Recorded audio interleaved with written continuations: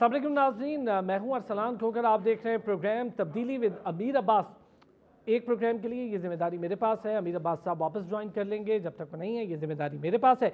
आज अहम इशूज़ हैं जिस पर हम बात करेंगे। एक तो बड़ा मसला, गुज़िश्ता रोज़ आने वाला एक नतीजा, एक फ़ैसला जिसके तहत 90 रोज़ में इलेक्शन होने हैं। इसमें काफ़ी सारे सवालात उठे, काफ़ी आर्टिकल्स की बात हुई, आइनी जिम्मेदारियों की बात हुई, फेडरेशन की बात हुई, सूबे की बात हुई, इलेक्शन कमीशन की बात हुई, सदर के आइनी इख्तियार पर बात की गई। दूसरी तरफ जब हम देखते हैं कि पीडीएम और गवर्नमेंट, जो लोग उस फैसले के वक्त वहाँ पर मौजूद थे, जब वो बाहर निकले तो जब हमारे चैनल के मुख्तलिफ रिपोर्टर्स से उनकी बात हुई तो काफ़ी तजब्जुब का शिकार दिखाई दिए।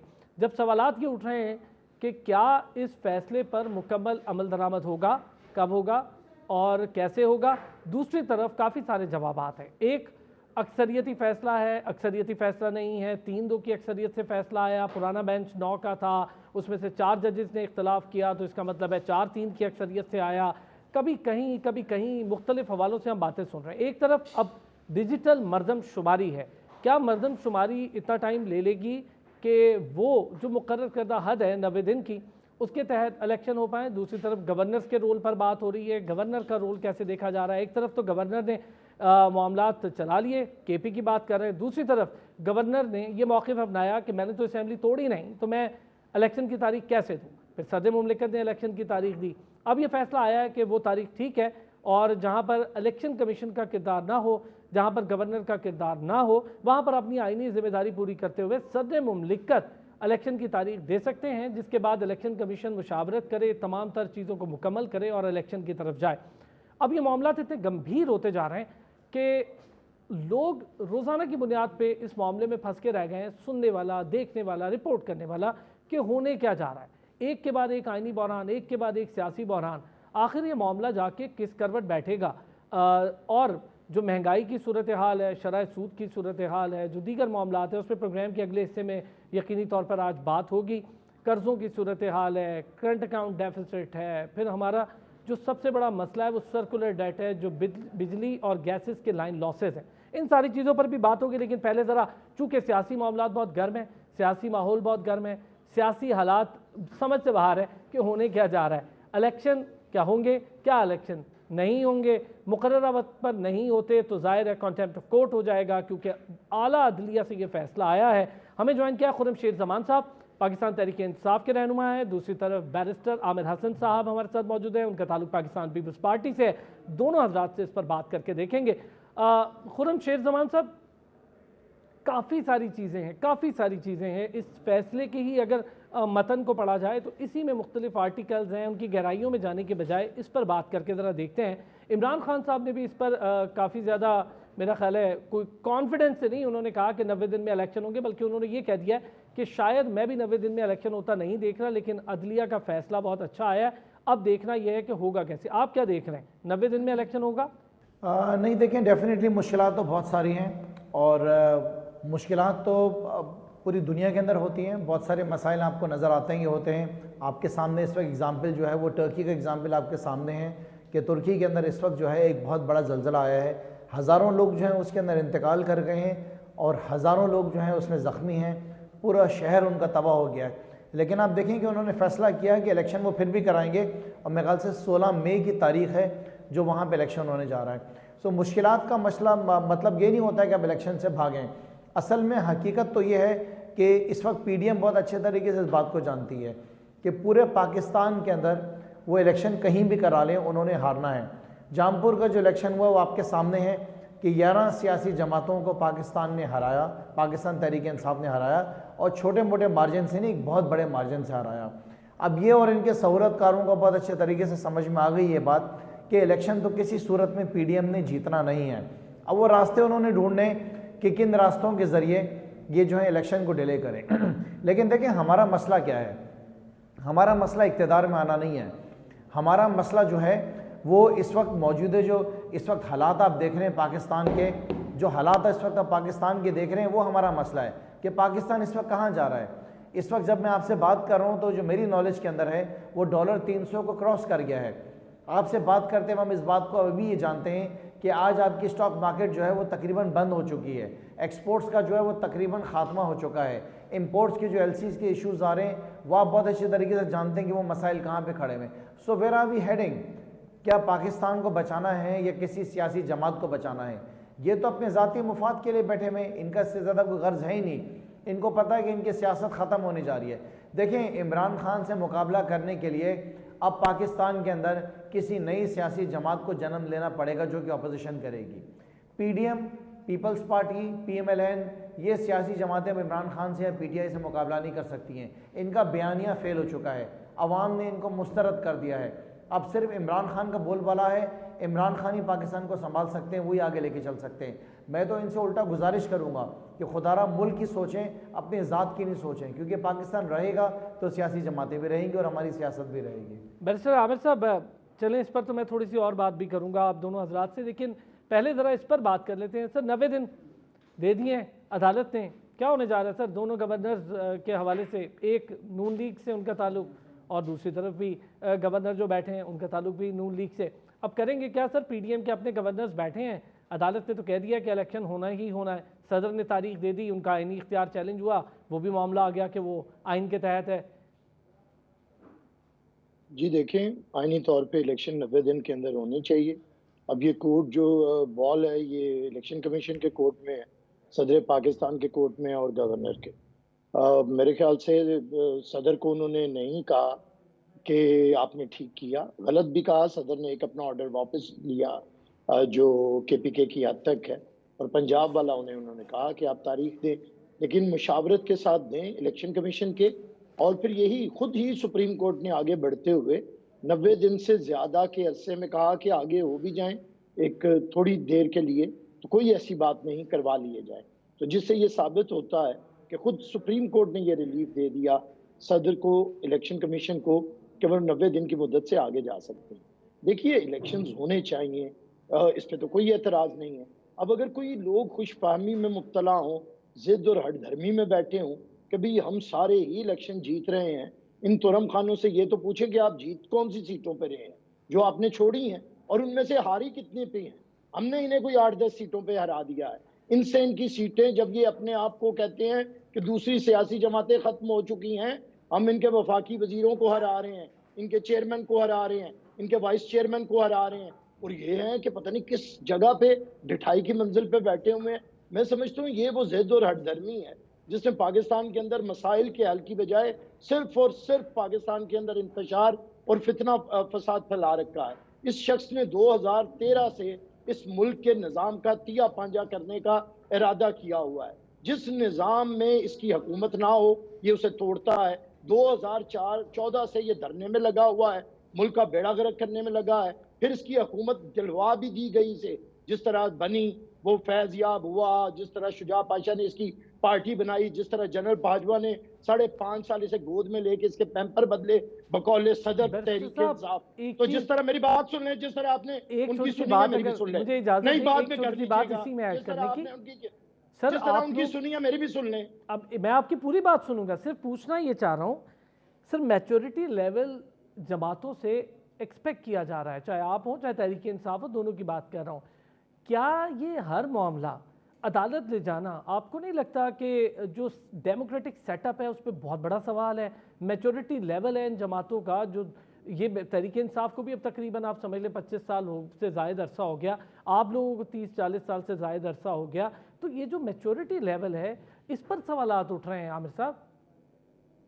किसके मैच्योरिटी लेवल पे? दोनों जमातों के सियासी रवैयों पर नहीं उठ रहे डेमोक्रेटिक सेटअप पे, आपको नहीं लगता? नहीं है। आप मुझे एक सवाल करें ना, मुझे जवाब देने दें। आप एक तरफ पूरा मौका देते हैं किसी को बात करने का, पॉइंट। अच्छा चलिए आप अपनी बात कीजिए, अब आप बात कीजिए, चलें बात कीजिए, बात कीजिए। जी मुझे बात करने दें। बात ये है कि जब एक तरफ हठधर्मियों, मैच्योरिटी लेवल किस में नहीं है, किस शख्स में नहीं है?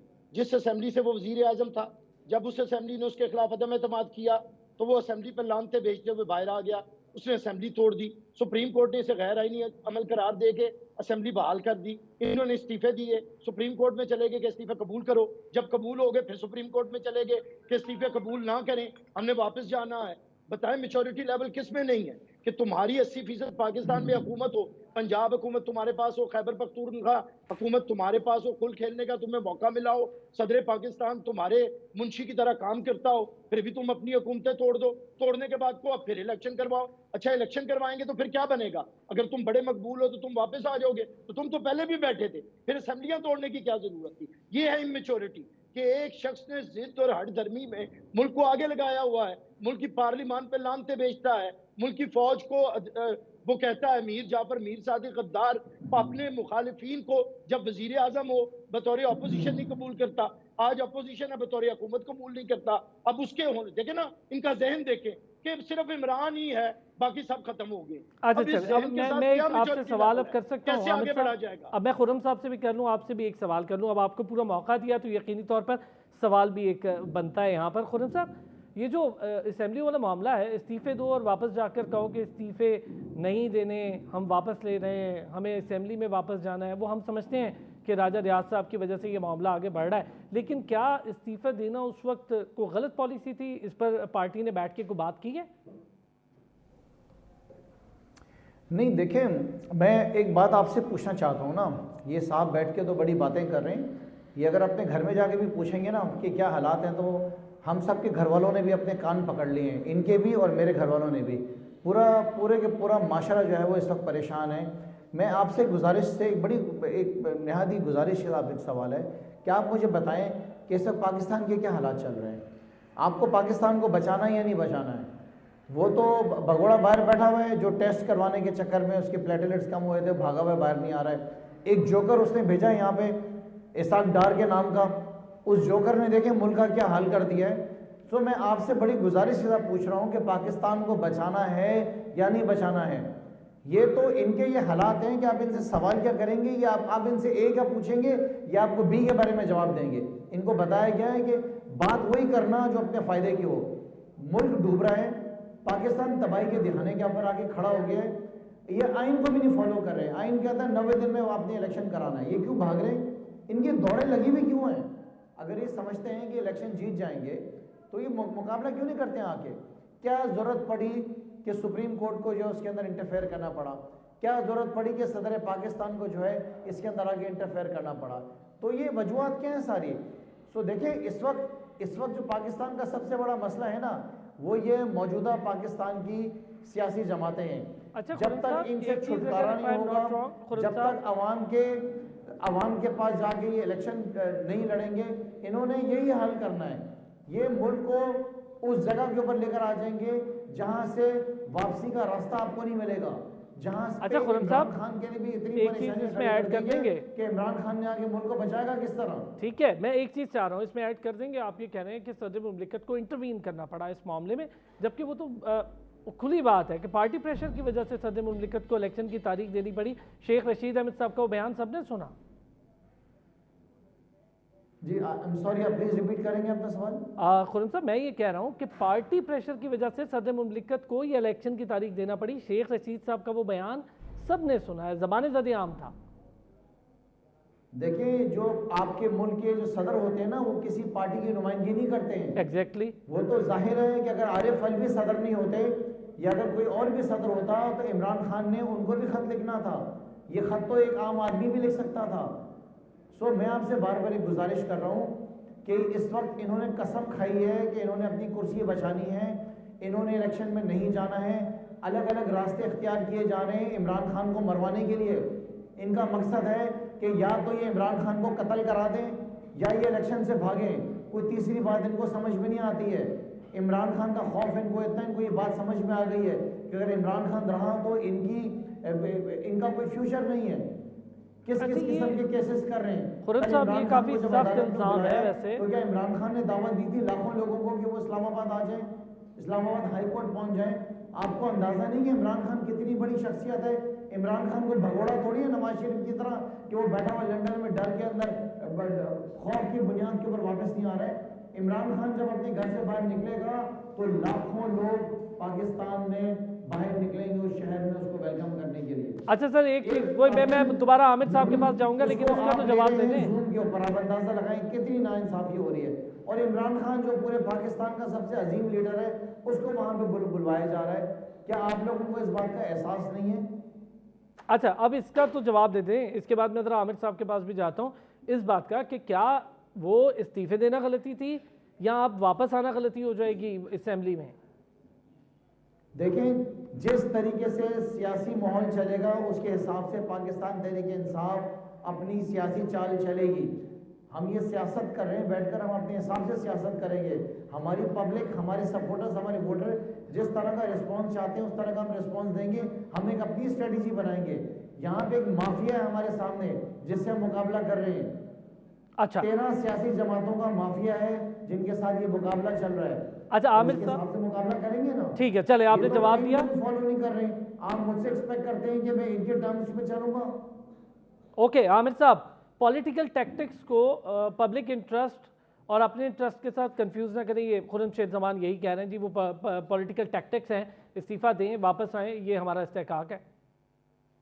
देखिए, ये खेल ही तो रहे हैं। इन्होंने कहा इम्पोर्टेड हुकूमत, हमने इन्हें सिलेक्टेड कहा था, ये खुद एंड पे माने। बाजवा साहब भी माने कि ये सिलेक्टेड थे, खुद इमरान खान ने माना कि मैं सिलेक्टेड था, मैं असेंबली में अपने वोट्स उनके जरिए पूरा करता।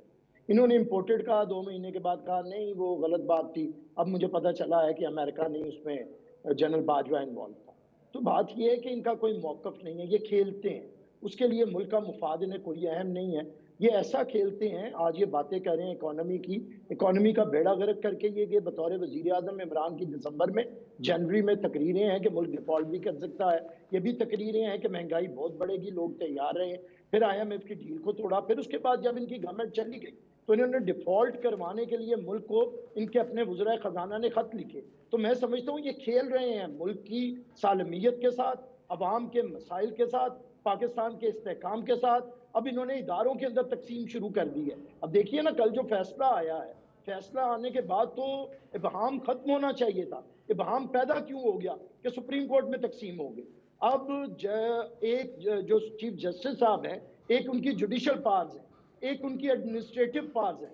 जो वो उनकी जुडिशल पावर हैं उसमें वो इक्वल हैं सबके। मंसूर अली शाह के भी इक्वल हैं, जस्टिस या अफरीदी के भी इक्वल हैं, जस्टिस फाइज ईसा के भी इक्वल हैं। एडमिनिस्ट्रेटिव पावर को वो इस्तेमाल करते हुए दूसरे लोगों की जुडिशल पावर को सल्ब कर रहे हैं, अपनी मर्जी का बेंच बनाते हैं जिसमें नंबर 3-2 हो, 4-3 हो, जिसमें उनका फैसला प्रिवेल करे।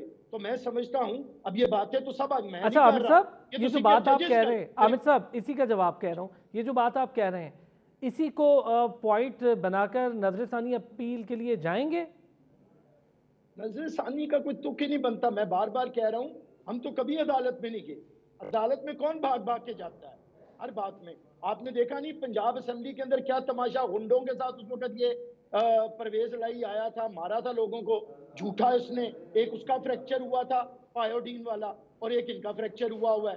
दूसरों को ये बातें करते हैं, खुद ये जो तमाशे करते हैं, जिस किस्म के भेस बदलाते हैं, वो तो पाकिस्तान की सियासत के, ये तो मज़ाहिया ड्रामों के किरदार हैं। ये मस्खरे और क्लाउन्स इस वक्त बैठे हुए हैं एक सियासत का रूप धार के। मैं समझता हूं कि पाकिस्तान की अदालतों को बेतौकीर किया जा रहा है, उन्हें पॉलिटिसाइज किया जा रहा है हर बात में। कौन होता है तकरीर में कहने वाला कि इस पे सुबह मोटो लो जी, और फिर सुबह मोटो ले लिया जाता है? अच्छा, ये कौन होता है बार बार कहने वाला? एक चीज में आप दो हज़रात से अगर सियासी फैसले सियासतदान करेंगे, मैं यही बात तो कह रहा हूँ कि डेमोक्रेटिक सेटअप पर सवालात उठ रहे हैं। ये मैं नहीं उठा रहा सर, पब्लिक उठा रही है। खुर्रमशेद जमान साहब, लोग ये कह रहे हैं कि क्या सियासी लोग मिल बैठकर सियासी फैसले नहीं कर सकते? क्यों उन्हें बार बार अदालतों में जाना पड़ रहा है? ये भी आप ज़रा इस पर भी इलेबरेट कर दीजिएगा इस चीज़ को कि अदालतों में जाने से पहले असेंबली छोड़ते हैं, फिर अदालत जाते हैं कि इलेक्शन करवाओ ताकि हम असेंबली में वापस आएँ। ये क्या है? पूरे पाकिस्तान में एक शख्स भी ऐसा नहीं कह रहा होगा कि इस टब्बर के साथ बैठे। जिस टब्बर ने पाकिस्तान का ये हाल कर दिया है, ज़िमनी इलेक्शन होगा, इमरान खान ज़िमनी इलेक्शन, सुने ये पंजाब और इसका इलेक्शन होगा, तो फिर आपको बैठना तो पड़ेगा। 13 सियासी जमातें जो हैं जनाब, ये आपके मुल्क को चलाने में नाकाम हो गई हैं। सर, ये फेल हो गई हैं। मेरा आप चाहते एक हैं मैं इनके साथ बैठ जाऊं? नहीं, मेरा एक आपसे मुझे एक क्या छोटा नहीं सा है, ये सवाल मेरा है। आपसे सवाल है। जिमनी इलेक्शन में भी हिस्सा लिया जा जी। रहा है, इनमें भी लिया जाएगा, पंजाब और केपी असेंबली के इलेक्शन में भी हिस्सा लिया जाएगा, नेशनल असेंबली की भी जिमनी इलेक्शन में हिस्सा लिया जाएगा, बैठना तो फिर भी वही है। नहीं नहीं, मैं आपका सवाल है कि हम इनके साथ बैठ क्यों नहीं चाहते। मैं आपको उस बात का जवाब दे रहा हूँ कि क्या इनके साथ कोई बैठ सकता है। इनके अपने घर वाले इनके साथ नहीं बैठेंगे जो इनका हाल है। मैंने आपसे बताया ना कि हर घराना परेशान है, इनके साथ कौन बैठेगा। ये आवाम में निकले तो सही, लोग इंतजार कर रहे हैं इनका। इनको उम्मीदवार नहीं मिलेंगे इलेक्शन लड़ने के लिए। ये जाएं देखें कौन इनसे इलेक्शन लड़ेगा। इनकी टिकट लेने को कोई तैयार नहीं होगा। नए नए चेहरे नजर आएंगे आपको, आप देखना इनके साथ होने क्या जा रहा है। अच्छा, अगर फर्ज करें इलेक्शन नहीं होता तो आप लोग क्या करेंगे? हम सड़कों पे निकलेंगे, पूरे पाकिस्तान वो तो को पहले बांटने से है, निकलेंगे। वो तो पहले से है सर, वो तो बड़ी नहीं, देर अभी से आप जेल भरो देखेंगे किस तहरीक तरह भी अब तो निकलेंगे, मुअत्तल हो निकाला गई। नहीं है इमरान खान ने। अभी तो खाली अदालतों के दरवाजे हम लगा रहे हैं चक्कर। हमें अदालत से इंसाफ मिल गया। अगर ये अदालत के अहकामात को नहीं सुनेंगे तो फिर हमारे पास आखिरी रास्ता जो है वो अवाम के पास सड़कों का रास्ता है। अच्छा जी, इनको जितनी शेयरिंग करनी है, लाखों करोड़ों लोगों को शेयरिंग करके दिखाएं, इनके शेल्स कम पड़ जाएंगे। एक लास्ट सवाल है आमिर साहब आपसे। आपने शुरू में ये कहा था कि इलेक्शन होने चाहिए। मेरा सिर्फ आपसे सवाल है, होने चाहिए और होंगे में फ़र्क है। होंगे या होने चाहिए? होने चाहिए। अब होंगे मेरा इख्तियार में नहीं है, होने चाहिए मेरे इख्तियार में है। मैं कह सकता हूँ बतौर बतौर पॉलिटिकल वर्कर के और बतौर कानूनदान के कि होने चाहिए। अब करवाना इलेक्शन कमीशन का काम है और इनका वो जो मुंशी सदर बैठा है जो भाग भाग के जमान पार्क 7 फर्शी सलाम करता है। देखिए, इलेक्शन की बातें वो ना सुनाएं। ये वो लोग हैं, ये मौसूफी मेरे ख्याल से हैं एमपीए और अपनी वार्ड का काउंसलर का इलेक्शन आ रहे हुए हैं। तो ये हमें बता रहे हैं कि इलेक्शन ये हो जाएगा, लोग ये छोड़े।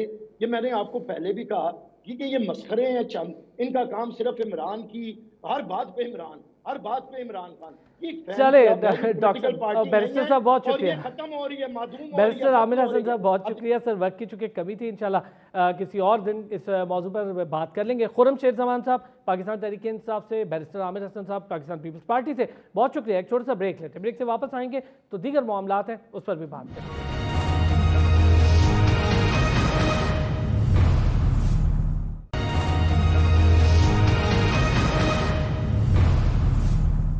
वेलकम बैक जी। अब प्रोग्राम के इस हिस्से में ज़रा बात होगी मईशत के हवाले से। सबसे बड़ा झटका आज लगा जब आपकी शरह सूद 20% को जाकर पहुंच गई।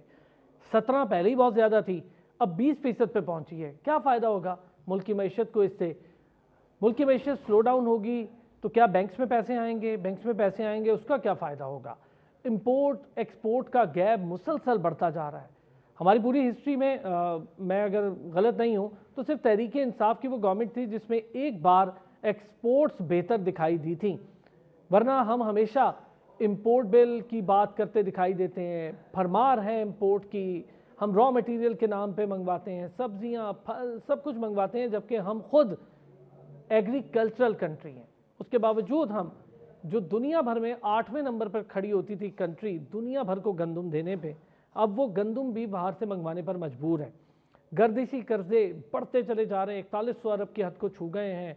बैरूनी कर्जे, फिर आपके अंदरूनी तौर पर लिए गए कर्जे, ये सब चीज़ें मुल्क की मईशत पर एक बोझ है। IMF के साथ मुज़ाकरात हैं, हाँ होती है, नहीं होती, उनका वक्त आता है, वो जायज़ा इजलास हो जाते हैं, सब कुछ हो जाता है, लेकिन इस वक्त मईशत हकीकी मानों में किस जगह पर है? कहा तो यही जाता है कि डिफ़ॉल्ट का कोई ख़तरा नहीं है, लेकिन अगर आप ये देखें कि कंटेनर खड़े हैं आपकी पोर्ट पर और सामान एक तरफ है, जंगले के इस पार सामान नहीं आ सकता, तो इससे बड़ा डिफ़ॉल्ट सिस्टम और क्या होगा? माहिर माशियात आबिद सुलैर साहब ने हमें ज्वाइन किया है। इन सारी चीज़ों पर उनसे भी बात करेंगे। बहुत सारे इशूज़ हैं, करंट अकाउंट डेफिसिट है, तिजारती खसारा है, बजटरी डेफिसिट है, सप्लीमेंट्री बिल पेश कर दिया गया, उसकी क्या ज़रूरत थी, भरमार है एक टैक्सेस की और इनडायरेक्ट टैक्सेस की भरमार उससे भी ज़्यादा है। आबिद सुलैर साहब बहुत शुक्रिया सर, वक्त दिया आपने। सर सबसे पहले तो इसी पर बात कर लेते हैं। 20% शरह सूद, यानी केबोर और केबोर प्लस की तो बात ही ना करें, शरह सूद 20%। देखिए, इस वक्त ये तमाम चीज़ें पिछले हफ्ते डेढ़ हफ्ते से जो हम होती हुई देख रहे हैं, ये शायद इतना ज़्यादा इनका इम्पैक्ट हुकूमत और अवाम पे ना पड़ता अगर ये पिछले 5-6 महीनों में कर ली गई होती। जाहिर है कि आपको IMF का प्रोग्राम जो है उसको बहाल करना है, उसके बगैर हमारे पास कोई चारा नहीं। दोस्त ममालिक भी तब तक आपकी मदद को आगे नहीं आएंगे जब तक कि IMF प्रोग्राम जो है वो बहाल नहीं होता। और उसमें हमने ये कमिटमेंट्स कुछ कर रखी थी जो कि हम पूरी उस वक्त नहीं कर सके, उनको डिले करते गए। और अब ये तमाम चीज़ें जो है इनको हमें यकमुश्त करना पड़ रहा है, जिसकी वजह से इतना बड़ा आपको इम्पैक्ट इसका नज़र आ रहा है। अब जो शरह सूद बढ़ाई जाती है वो दो चीज़ों के लिए बढ़ाते हैं। या तो वो महंगाई कंट्रोल करने के लिए, जो कि हमारे केस में लागू नहीं होती, ये उन मुल्कों में लागू होती है यहाँ पे कि हायर परचेज एग्रीमेंट पे, क्रेडिट कार्ड्स पे, बैंक लोन्स पे लोग अपने घर, गाड़ियाँ, फर्नीचर, कंप्यूटर, खाने पीने की चीज़ें वो ले रहे होते हैं। तो हमारे यहाँ तो चूँकि ऐसा नहीं है, लिहाजा ये महंगाई को तो कंट्रोल नहीं करेगी। दूसरी जो इसकी वजह होती है वो होती है कि आपकी लोकल करेंसी को इस्तेहकाम देना, ताकि लोग अपनी सेविंग्स जो हैं वो निकाल के एकदम से डॉलर खरीदना ना शुरू कर दें। दुरुस्त अगर बात सर। ऐसा और होता यहाँ है तो डॉलर भी तो अब पाकिस्तानी रुपीस में 300 को छू रहा है, तो रुपी डिप्रिसिएशन भी नहीं रुक के दे रही। ये रुपी डेप्रिसिएशन जो है वो भी हमने देखा, क्योंकि कल से जो रूमर्स थी कि जो इस वक्त इंटर बैंक और ओपन मार्केट का जो रेट का डिफरेंस है उसको कम किया जाए। मूडीज़ की आपने रेटिंग देखी, मूडीज़ ने हमारी रेटिंग को जो था वो CAA1 से जी। CAA3 पे उसको डाउनग्रेड कर दिया। जो इलेक्शंस पे जो फैसला आया उसकी वजह से जो सियासी अदम इस्तेहकाम मज़ीद बढ़ा, जो पोलिटिकल पोलराइजेशन बढ़ी, उसकी वजह से भी मार्केट में अनसर्टेनिटी आई। तो इनमें से कोई भी चीज़ ऐसी नहीं जो कि आपकी मईशत को सपोर्ट करे, खा वो सियासी अदम इस्तेहकाम है, वो आपका इस वक्त ये होना ना होना कि IMF के साथ कब और कितनी देर में मुज़ाकरात मुकम्मल होंगे, दोस्त ममालिक आपको रोल ओवर दे रहे होंगे या नहीं दे रहे होंगे। तो इनका जो क्यूमुलेटिव इफेक्ट पड़ रहा है वो रुपए पे पड़ रहा है। इनका क्यूमुलेटिव इफेक्ट जो है उसकी वजह से मार्केट में पैनिक जो है वो हमने आते हुए देखा। अब देखना ये है कि क्या ये आखिरी शराइत हैं या इनके अलावा भी कुछ अभी करना बाकी है जो पाकिस्तान ने कमिट किया हुआ है IMF के साथ। तो अभी भी आपको जो अपने नेट इंटरनेशनल रिजर्व्स हैं, यानी स्टेट बैंक के पास कितने डॉलर होने चाहिए, उन पे अभी काम करना है, जिसके लिए दोस्त अब या सर उनसे एक चीज़ एश्योरेंस आपसे जानना ले। चाहूँगा सर, करंट अकाउंट डेफिसिट की हम बड़ी गूंज सुनते थे कोरोना के दिनों में। करंट अकाउंट डेफिसिट तो ऑब्वियसली कंट्रोल होना है जब आपका लेन देन नहीं होगा, आपकी इंपोर्ट ही नहीं होगी, पैसे आपको पेमेंट्स नहीं करनी होंगी, तो जाहिर है करंट अकाउंट डेफिसिट तो आपका जीरो पर भी आ सकता है। लेकिन जैसे कोरोना की सिचुएशन हटी, इसीलिए तो अभी करंट अकाउंट डेफिसिट की बात ही नहीं हो रही ना। अभी तो एग्जैक्टली बात हो रही है कि आपके पास डॉलर्स कितने होने चाहिए स्टेट बैंक में। कोरोना के दिनों में आप देखिए कि यानी अगर आप पिछले साल ही को देखें, इन दिनों में तो आपके पास कोई 17 बिलियन डॉलर के ज़खायर जो थे वो पड़े हुए थे स्टेट बैंक में, जी। जो कि आप गिर के 3 बिलियन डॉलर पे रह गए हैं। तो करंट अकाउंट डेफिसिट सिर्फ एक इशारिया है, इसके अलावा आपका स्टेट बैंक के पास ज़खायर कितने होने चाहिए, आपके कर्जे जो हैं उनकी अदायगियाँ कब कब हैं, आपकी जो शरह सूद है वो कितनी है, तो आपकी टैक्स टू GDP रेशो जो है वो कितनी है। तो ये सारी चीज़ें जो हैं ये मैटर करती हैं जब आप मैक्रो इकोनॉमिक स्टेबिलिटी की बात कर रहे होते हैं। बिल्कुल दुरुस्त। अच्छा आबिद साहब ये बताइएगा, फ्री फ्लोट पॉलिसी के तहत हमने असद उमर साहब से ये जब वर्ड सुना, फ्री फ्लोट पॉलिसी के तहत डॉलर को छोड़ा गया है ताकि डॉलर अपनी मार्केट रेट को एक्चुअल रेट से मिला ले, लेकिन हमने जो एक ओपन मार्केट और इंटरबैंक का रेट है वो कभी एक होते नहीं देखा, वहाँ एक बड़ा गैप है। अब क्या हालात हैं सर? अब 300 को छू रहा है और इससे भी ऊपर जा रहा है। कैसे कंट्रोल कर सकते हैं? क्या किसी भी तरीके से डॉलर के रेट को कोई फार्मूला है कंट्रोल करने का? देखिए, उसको जब कंट्रोल किया जाता है तो उसके लिए आपके पास डॉलर होने चाहिए। जैसे आप गल्फ कंट्रीज को देख लें, पिछले 20-25 साल से जो उनकी करेंसी और डॉलर का जो कन्वर्शन रेट है वो सेम है, क्योंकि जब भी उनकी डिमांड होती है डॉलर की ज़्यादा तो वो अपने रिजर्व में से कुछ डॉलर जो है वो ओपन मार्केट में वो फ्लोट करते हैं और आपका जो उनका दिरहम या रियाल है वो उसी रेट पे मेंटेन रहता है। पाकिस्तान के केस में अगर तो आपके पास डॉलर्स हों तो आप इसको कंट्रोल कर सकते हैं। स्टेट बैंक के पास डॉलर हों, वो ओपन मार्केट में सेल करता जाए तो रुपया जो है वो अपनी जगह पर मुस्तहकम रहेगा। अगर ऐसा ना किया जाए, वो डॉलर नहीं है और आप उसको कंट्रोल करने की कोशिश करते हैं जैसा कि पिछले 6-7 माह में हमने देखा, तो फिर ऑटोमेटिकली आपकी ओपन मार्केट का रेट जो है वो डॉलर का बढ़ता है और हुंडी और हवाला के ज़रिए जो सारी ट्रांजैक्शन है वो होना शुरू हो जाती है। इसी तरीके से लोग जो हैं वो पैनिक में आके डॉलर बाई करना शुरू कर देते हैं क्योंकि उनको नज़र आ रहा होता है कि रुपए की कीमत जो है वो दिन ब दिन गिरती चली जा रही है या डॉलर पे उसके लेन देन पे कुछ रिस्ट्रिक्शन जो है वो लग रही है। तो फ्री फ्लोट का मतलब ये है कि आपका मार्केट का और बैंक का रेट सेम हो। अगर वो सेम होता है तो फिर आपकी हुंडी हवाला भी रुक जाएगी, लेकिन उसके लिए जो एक अश्योरेंस है, जो आपका सवाल है कि अब तो फ्री फ्लोट है अभी भी क्यों बढ़ रहा है, तो उसकी अश्योरेंस ये है कि अच्छा फिर आपको किसी किस्म की रिस्ट्रिक्शन नहीं होनी चाहिए। आप जाएं जाके जितने मर्जी डॉलर बाई कर लें, जितने मर्जी डॉलर सेल कर लें विद इन, अगर आपके पास वो डिक्लेयर्ड मनी है और आप उसको प्रूव कर सकते हैं कि आपका वो पैसा वाइट मनी से है। हमारे पास चूँकि इस वक्त डॉलर की शॉर्टेज है पाकिस्तान में, यानी शॉर्टेज से हमारा स्टेट बैंक के पास, तो इस वजह से अभी भी हुंडी और हवाला की मार्केट जो है उसको पूरी तरह से काबू नहीं पाया जा सका और आपके पास ग्रे मार्केट और ओपन मार्केट के रेट जो है वो डिफरेंस बड़ा क्लियर नज़र आ रहा था इंटरबैंक रेट के साथ। आज के जो रेट में इजाफा हुआ, अब देखना ये है कि क्या अब स्टेबल हो जाएगा या नहीं होगा। उसके लिए हमें कल का वेट करना होगा, अगले आने वाले दिनों का वेट करना होगा कि हम देखें कि इंटरबैंक और ओपन मार्केट में इस वक्त डिफरेंस क्या है। अभी जब शाम को क्लोज हुआ तो डिफरेंस सिर्फ 14-15 पैसे का था, जो कि आप कह सकते हैं कि जी अब रुपया जो है वो अपनी असल कदर पे आ गया है जो कि उसके ओपन मार्केट में थी। अच्छा सर, ये बताएं, आर्टिफिशियली कंट्रोल करना डॉलर को, जो कि इससे पहले होता रहा है पाकिस्तान में, कोई ये मिथ नहीं है, ऐसा होता रहा है, आर्टिफिशियल कंट्रोल करने से क्या नुकसान हुआ? उसका नुकसान ये होता है कि आपको अपने रिजर्व जो है वो ओपन मार्केट में झोंकना पड़ते हैं। फॉर एग्जांपल अगर हम PMLN के पहले 4 सालों को देखें पिछली दौरे हुकूमत में, तो उसमें हर साल तकरीबन $7 बिलियन जो थे वो स्टेट बैंक रिजर्व से वो कमर्शियल बैंक्स को दिए जाते थे, जो कि उसको ओपन मार्केट में फ्लोट करते थे, यानी डॉलर की शॉर्टेज नहीं होने देते थे, लेकिन आपके रिजर्व नहीं बन पाए। इसी तरह से असद उमर साहब के ज़माने में भी तकरीबन 5 से 6 बिलियन डॉलर जो है स्टेट बैंक से वो ओपन मार्केट में वो सेल किए गए ताकि रुपए की कदर जो है वो मुस्तहकम रह सके। आप ऐसा कर सकते हैं अगर आपके पास एक्सपोर्ट प्रोसीड आ रही हो, अगर आपके पास फॉरेन डायरेक्ट इन्वेस्टमेंट आ रही हो, अगर आपके पास लोन्स आ रहे हो, अगर आपके पास सीपेक जैसे किसी प्रोजेक्ट के लोन हो या ईसाप जैसे जो था नेटो की फंडिंग वो आ रही हो, तो फिर तो आप ऐसा कर सकते हैं। लेकिन अगर आपके पास ये इनफ्लो नहीं है डॉलर्स का, तो फिर यकीनन इसको जो है आर्टिफिशियली स्टेबलाइज करना रुपए को पॉसिबल नहीं रहता। सर, ये जो अभी आपने देखा होगा, हम मिनी बजट कहते हैं इसको, सप्लीमेंट्री बिल के हवाले से जिसकी बात कर रहे हैं, अब 170 हो 190 अरब रुपया हो, इसमें बड़ी अगर हम अमाउंट देखते हैं सर, जो हिस्ट्री कह रही है वो यही है कि इनडायरेक्ट टैक्सेस बहुत ज़्यादा हैं और डायरेक्ट टैक्सेस की जो कलेक्शन है वो बहुत कम है।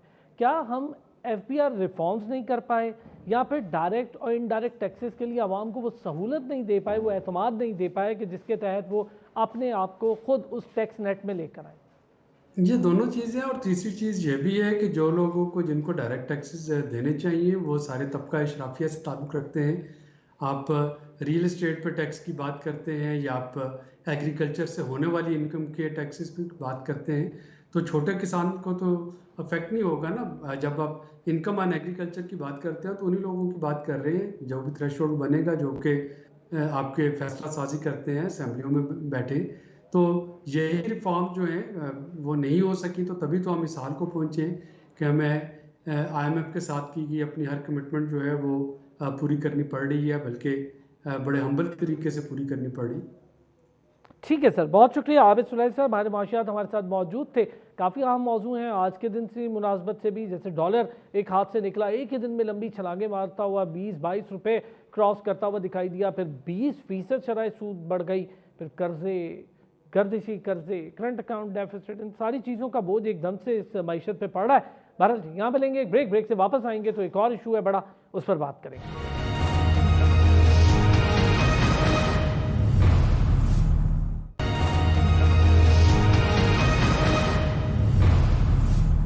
वेलकम बैक जी। प्रोग्राम के इस आखिरी हिस्से में बात होगी कराची के बल्दियाती इलेक्शन पर। बड़े अहम इलेक्शन थे, रिजल्ट्स आए, रिजल्ट्स के बाद अभी तक हुकूमत नहीं बन पाई। जिन जगहों पर हुकूमत ने बन जाना चाहिए था वहाँ पर मुश्किलात ये हैं कि अवामी नुमाइंदे अब तक हुकूमती सतह पर काम करने के लिए आगे ही नहीं आए। ये सबसे इंपॉर्टेंट मरहला था। 10 मार्च को जमात इस्लामी जो कि दूसरी बड़ी जमात के तौर पर उभरी है कराची के उन इलेक्शंस में, वो जा रही है धरना देने के लिए। 10 मार्च का ये धरना, इस इलेक्शन का रिजल्ट, हुकूमत का ना बनना, अब तक वजूहात जो भी हैं उस पर आज बात करके देखेंगे। और फिर क्या इससे अखज़ क्या किया जा रहा है, क्या अवामी सतह तक इख्तियारात की मुंतकली किस हद तक ज़रूरी है, जो कि ऊपर बैठे नुमाइंदगान को शायद कोई बहुत बड़ा मसला नहीं लगती। इसी वजह से नीचे बहुत ऐसे बड़े काम हैं जो नहीं हो पाते, जो हो जाने चाहिए, जैसे सड़कों की मुरम्मत और दीगर ऐसे मामलात जो जुड़े हैं इसी सारे मामले से। इस पर बात करेंगे हाफिज़ नईमुर रहमान साहब, अमीर जमात इस्लामी कराची, उन्होंने हमें ज्वाइन किया है। हाफिज़ नईमुर रहमान साहब, शुक्रिया सर, वक्त निकाला। सर, काफ़ी सारे मामलात तो सामने आते रहे, इलेक्शन के दिनों में भी रिजल्ट ऊपर नीचे होते रहे, वो यूसीज जिन रिजल्ट्स पे रिकाउंटिंग हुई वो भी तमाम चीज़ें सामने आती रही। 10 मार्च का सर धरना है, क्या होने जा रहा है सर 10 मार्च को? अच्छा देखें, मैं आपको बताऊं कि ये इलेक्शन मुनक़िद कराने के लिए जितनी मेहनत करनी पड़ी थी हमें, वो किसी भी महज़्ज़ब माशरे में और जमहूरी माशरे में ऐसा नहीं होता। लेकिन बदकिस्मती से हमारे यहाँ वो जमातें जो अपने आप को जमहूरी कहती हैं वो जमहूरी नहीं होती और ग्रास रूट लेवल की इस जमहूरियत को वो पसंद नहीं करती। और चाहे पीपल्स पार्टी हो, नून लीग हो या PTI, कोई भी बल्दियाती इंतखाब नहीं कराना चाहता। कोर्ट्स में जाना पड़ता है, इलेक्शन कमीशन में जाना पड़ता है, धरने देने पड़ते हैं, तब जाकर ये होता है। 3 मरतबा इलेक्शन मुलतवी हुआ और सिवाय जमात इस्लामी के कोई नहीं चाहता था। हमने बहरहाल इलेक्शन करवाया, इलेक्शन हो गया तो हल्का बंदियों पर एतराज़ हमारा भी था और भी पार्टियों का था, और उस हल्का बंदियों के कड़वे घूंट को भी हमने पी लिया। इस वक्त जो नतीजा सामने आया उसमें नंबर ऑफ वोट्स के एतबार से जमात इस्लामी सबसे बड़ी जमात है और दूर दूर तक, यानी बहुत बड़ा डिफरेंस है दूसरी जमात में, यानी पीपल्स पार्टी में और जमात इस्लामी में या PTI में। तो अल्हम्दुलिल्लाह हम सबसे बड़ी जमात के तौर पर सामने आए। लेकिन चूंकि 3 सीटें अगर या 4 सीटें पीपल्स पार्टी ने जितने वोटों के साथ जीती हैं वो हमने 1 सीट जीती है, यानी 45,000 वोट पर अगर 1 हल्का है तो 10,000 वोट पर 1 हल्का है। तो पीपल्स पार्टी ने ऐसे 4 हल्के जीते होंगे तो हमने 1 हल्का जीता है। तो पहले ये नाइंसाफ़ी तो थी, लेकिन चूंकि मसला ये था कि इलेक्शन करा ही नहीं रहे थे, 2.5 साल लगा दिया था और ट्रैक रिकॉर्ड ये था कि 6 साल तक इन्होंने पहले इलेक्शन नहीं कराया था। 2009 से 2015 तक तो हमने कड़वा घूंट पिया। वोटर लिस्टों में प्रॉब्लम थी, हमने उसका भी कहा कि चलो उसका भी मुकाबला करेंगे। फिर इन्होंने ROs और DROs का तकर्रुर किया, इलेक्शन कमीशन की फाइलें गवाह हैं कि हमने उसकी निशानदेही की। हमने कहा फिर भी मुकाबला करेंगे, वो मुकाबला हुआ और इलेक्शन मुनक़िद हो गया। अब 5 बजे तक जो रिजल्ट था वो तो मानना चाहिए था ना। पहले तो उन्होंने फॉर्म 11-12 नहीं दिए, रात 4-4 बजे तक हमें एहतजाज करना पड़ा, इलेक्शन कमीशन से कहना पड़ा, नोटिफिकेशन निकलवाने पड़े, तब जाकर वो फॉर्म मिले।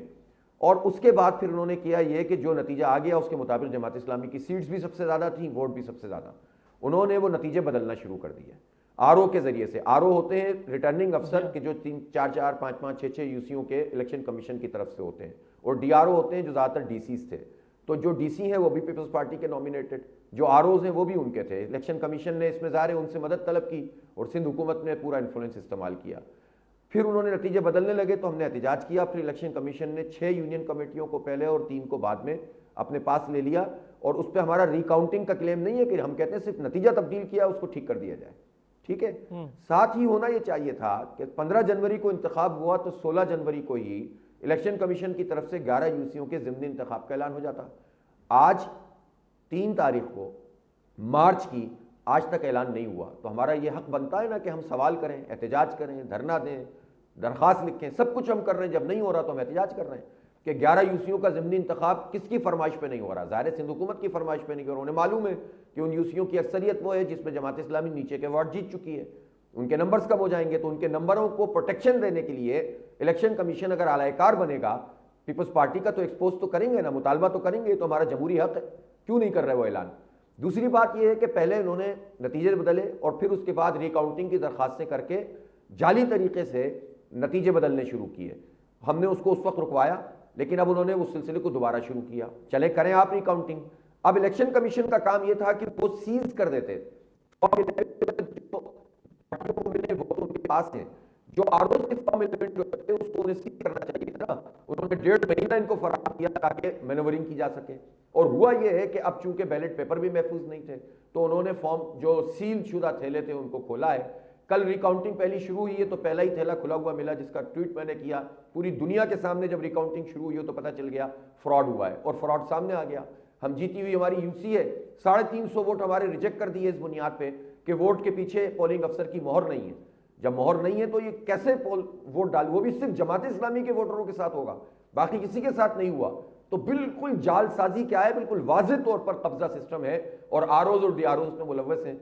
इसकी निशानदेही हमने कर दी है। तो हम ये कह रहे हैं कि अगर इलेक्शन कमीशन इस पर जी, आपने लड़ के इलेक्शन करवाया, हम सबको पता है, ये इलेक्शन के लिए आपने जितनी मेहनत की वो हम सब जानते हैं। अब यहाँ पर रिजल्ट्स के लिए भी मेहनत हो रही है। सर ये बताएं, एक मामला हुआ कि हमने देखा पीपल्स पार्टी भी आपके पास आई, हुकूमत में मिलजुल के बनाने की बात हुई, फिर पाकिस्तान तहरीक इंसाफ के साथ भी खड़े दिखाई दिए।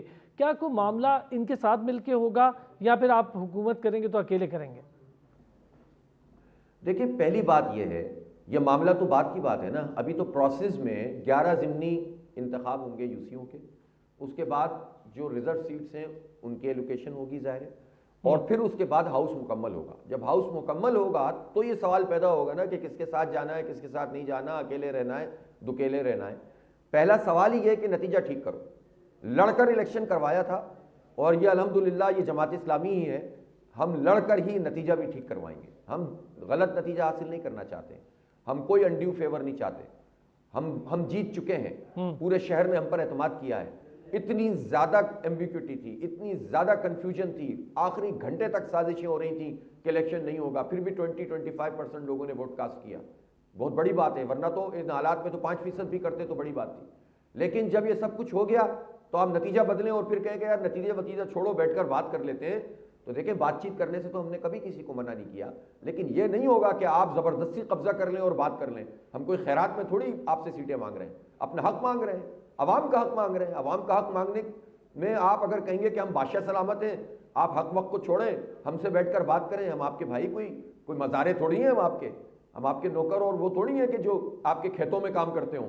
हम लड़ेंगे आपसे अपने हक के लिए और हम उस हक को इंशाल्लाह हासिल करेंगे। ठीक हो गया सर। 10 मार्च धरना होगा, कब तक बैठेंगे? अगर धरना नहीं मानती पीपल्स पार्टी, इससे पहले भी हमने देखा कि अदवार हुए बातचीत के, जब इलेक्शन नहीं हुआ था। अब फिर ऐसा हो जाता है कि अगर वो रुक जाते हैं, इलेक्शन कमीशन बात नहीं सुन पाता, अभी तक तो वो मामला ही लटका हुआ है, वो जो आप खुद से बड़ा आपने प्रॉपरली डिफाइन भी कर दिया।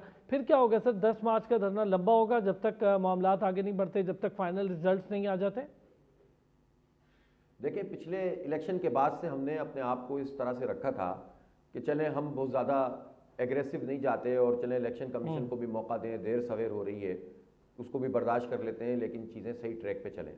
कुछ हियरिंग ऐसी हुई जिस पे हमें लगा कि ये ट्रैक सही है और उन्होंने आरओ के खिलाफ भी कार्रवाई की और उनको पकड़ा भी, और एक प्रिजाइडिंग अफसर ने जब अपने ज़मीर की आवाज़ पर जाकर वहाँ ऐलान कर दिया कि ये मुझसे झूठ लिखवा रहे हैं, तो जाहिर सी बात है कि उसके नतीजे में गिरफ्तारी भी अमल में आई।